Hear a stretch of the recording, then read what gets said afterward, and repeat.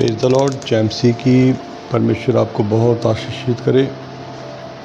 आज मैं आपसे एक बात साझा करना चाहता हूँ कि जो हमारे चर्च के वॉलंटियर हैं उनके लिए ये सेवा की आज्ञा है, सेवा के निर्देश दिए गए हैं प्रभु यीशु मसीह के द्वारा कि उन्होंने अपने जीवन में आए हुए लोगों की सेवा किस प्रकार से करनी है। मेरे अज़ीज़ों, हम जाकर अगर सेवा नहीं कर सकते, आपके लिए परमेश्वर ने एक ऐसा मौका दिया है जिसके द्वारा आप उन लोगों की सेवा कर सकते हो।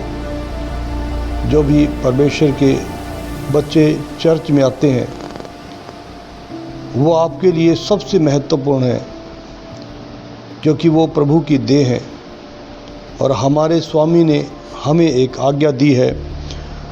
मैं आपके लिए पढ़ना चाहूँगा मत्ती की अंजील, उसका 24 बाब और उसकी 45 आयत से। अतः वह विश्वास योग्य और बुद्धिमान दास कौन है जिसे स्वामी ने अपने नौकर चाकरों पर सरदार ठहराया कि समय पर उन्हें भोजन दे। धन्य है वह दास जिसे उसका स्वामी आकर ऐसा ही करते पाए। मैं तुमसे सच कहता हूँ, वह उसे अपनी सारी संपत्ति पर अधिकारी ठहराएगा। परंतु यदि वह दुष्ट दास सोचने लगे कि मेरे स्वामी के आने में देर है और अपने साथी दासों को पीटने लगे और पियक्कड़ों के साथ खाए पिए, तो उस दास का स्वामी ऐसे दिन आएगा जब वह उसकी बाट न जोहता हो और ऐसी घड़ी जिसे वह ना जानता हो।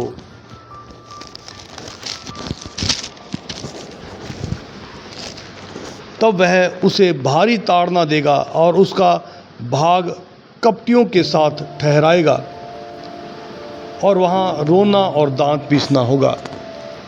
मेरे अज़ीज़ों, जब मेरे बहन भाई चर्च में आते हैं, मेरे बेटे बेटियां चर्च में आते हैं, तो आपका वॉलंटियर्स का, सेवादारों का ये फ़र्ज़ है कि आप उनके दास हो, आप उनके नौकर हो और नौकर को किस प्रकार का व्यवहार करना है वो भली भांति आप जानते हो। मैं चाहता हूँ कि आप उनसे संवेदनापूर्ण व्यवहार करें, आप उनसे आदरपूर्ण व्यवहार करें।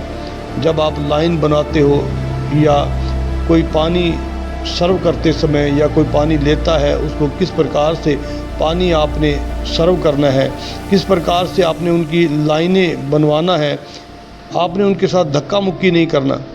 किस प्रकार से अगर कोई गिरता है जिसमें कोई दुष्ट आत्मा है या बीमार है, उनकी किस प्रकार से सेवा करनी है, ये आपको भली भांति आना चाहिए। ऐसा ना हो कि मेरा परमेश्वर आपको जो आपको अधिकार या आपको सेवा सौंपी है उसमें आपको पूर्ण ना पाए और परमेश्वर के प्रेम से आप वंचित हो जाएं। ऐसा ना हो कि हम अपने अधिकार को पाकर अपने छोटे वालों को अपने से छोटा समझने लग जाएं या बड़ों का मान सम्मान कैसे करते हैं ये भूल जाएं। कलीसिया सर्वोपरि है, मैं भी कुछ नहीं। परमेश्वर ने अपनी कलीसिया के लिए जान दी है। उसने हमें आज्ञा दी है कि जिस प्रकार से पिता ने मुझसे प्रेम किया और मैंने आपसे किया, उसी प्रकार से आप एक दूसरे से कीजिए। मेरे अज़ीज़ों, अगर आप सचमुच परमेश्वर की सेवा करने के लिए आते हो तो आप इस बात को ध्यान में रखें कि मेरे लिए सब कुछ हमारा प्रभु है और प्रभु के लिए सब कुछ उसकी कलीसिया है। इसलिए जब आप एक छोटे से छोटे बेटे बेटी के साथ गलत व्यवहार करते हो, उनके साथ सख्ताई से पेश आते हो, तो वो समझो आप उसका प्रतिफल खो चुके। आपको परमेश्वर को जायज़ा देना पड़ेगा। इसलिए आओ हया बांधें और परमेश्वर के लोगों का सम्मान करें, उन बेटे बेटियों का सम्मान करें जो भवन में आते हैं, आदरपूर्ण उनके साथ व्यवहार करें। परमेश्वर आपको इसका बड़ा प्रतिफल देगा। और जिनसे मैं आशा करता हूँ और मेरा परमेश्वर आशा करता है, और जो आपको जिम्मेदारियाँ सौंपी हैं वो बाखूबी निभाएं। तुम्हारे परमेश्वर और मेरे प्रभु की आने का समय निकट है, इसलिए आएँ हया बांध कर उनकी सेवा करें। जो प्रभु हमारी देह के लिए कुर्बान हो गया, वो कब्रों में तक जा पहुंचा, वो फतेहमंद होकर खुदा के दाहिने हाथ जा बैठा। मेन बात यह नहीं कि वो जी उठा, बात मेन यह है कि वो मेरे लिए और उस कलीसिया के लिए मरा है। वो कब्र तक पहुंचा, अधोलोक तक पहुंचा है। किस कारण? उस कलीसिया के लिए जिस कलीसिया का आदर मान नहीं हो रहा।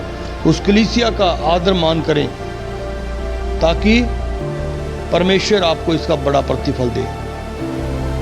जय मसीह की।